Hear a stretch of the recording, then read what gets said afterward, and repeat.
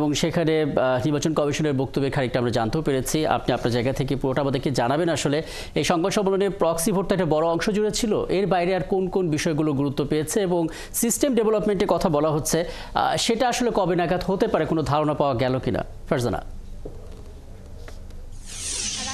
কিছুদিন ধরেই কিন্তু প্রবাসীদের ভোট নিয়ে আলোচনা হচ্ছিল যে কিভাবে আসলে প্রবাসীদের ভোটাধিকার নিশ্চিত করা যায়, এবং নাসিরউদ্দিন কমিশনও কিন্তু শুরু থেকে বলেছিল যে তারা প্রবাসীদের ভোট নিশ্চিত করতে চায় এবং সেই লক্ষ্যে নির্বাচন কমিশন একটি কারিগরি কমিটি গঠন করেছিল। সেই কমিটি বিভিন্ন স্টাডি করেছে, তারা নির্বাচন সংস্কার কমিশনের প্রতিবেদন স্টাডি করেছে, বিভিন্ন মিশনের সাথে কথা বলেছে, বিভিন্ন তারা আসলে গবেষণা করে যেটি গতকাল তারা নির্বাচন কমিশনের সামনে উপস্থাপন করেছে সেটি হচ্ছে যে প্রক্সি ভোটই আসলে এই মুহূর্তে গ্রহণযোগ্য হতে যাচ্ছে। কারণ তারা যেমনটি বলেছে যে আসলে ৩ পদ্ধতিতে প্রবাসীদের ভোটদানের যে পদ্ধতি রয়েছে সেটি হচ্ছে অনলাইন ভোটিং, পোস্টাল ব্যালট এবং প্রক্সি ভোট। সেক্ষেত্রে নির্বাচন কমিশন যেমনটি বলেছে যে পোস্টাল ব্যালট আসলে অচল পদ্ধতি, কারণ পোস্টাল ব্যালট সময় সাপেক্ষ এবং এর আগের নির্বাচনগুলোতে কিন্তু পোস্টাল ব্যালটে প্রবাসীদের ভোটদানের তেমন কোনো অংশগ্রহণ আমরা দেখতে পাইনি।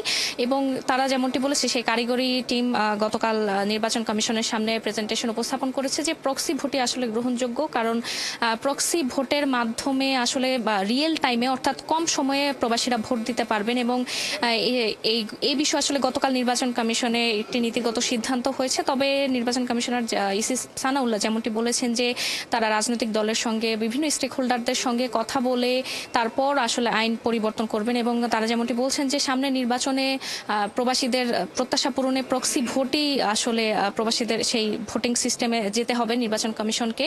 এবং আপনাকে বলে রাখি যে প্রক্সি ভোটিং সিস্টেমটি হচ্ছে যে প্রবাসী যারা বিদেশের অবস্থান করছেন তারা একটি অ্যাপের মাধ্যমে তারা রেজিস্ট্রেশন করবেন, প্রথমে ফেস রিকগনিশন করবে, তারপর রেজিস্ট্রেশনের মাধ্যমে তারা মনোনয়ন করবেন যে দেশে অবস্থানরত তার আত্মীয় বা যার যে বিশ্বস্ত যেই ব্যক্তিটি আছেন তাকে মনোনীত করবেন। এবং মনোনীত করার পর সেই রেজিস্ট্রেশনটি সম্পন্ন হলে নির্বাচন কমিশন সেই মনোনীত ব্যক্তিকে জানিয়ে দিবে আসলে তিনি কিভাবে ভোট দিতে পারবেন। এভাবেই আসলে প্রক্সি ভোট হয়ে থাকে। যদিও বাংলাদেশের আগে আমরা দেখিনি প্রক্সি ভোট হয়নি, এই প্রথমবারের মতো প্রক্সি ভোট হতে যাচ্ছে। এবং এই বিষয়ে আসলে এটি প্রাথমিকভাবে আলোচনা হয়েছে বা প্রাথমিকভাবে সিদ্ধান্ত হয়েছে।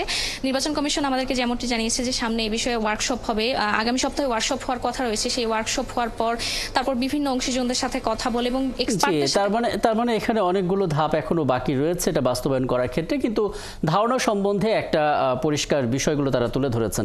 নিশ্চয় আপনার প্রতিবেদনে আরও বিস্তারিত আমরা জানতে পারবো। সহকর্মী ফারজানা আক্তার আমাদের সঙ্গে যুক্ত হয়েছিলেন, নির্বাচন কমিশন থেকে বলছিলেন।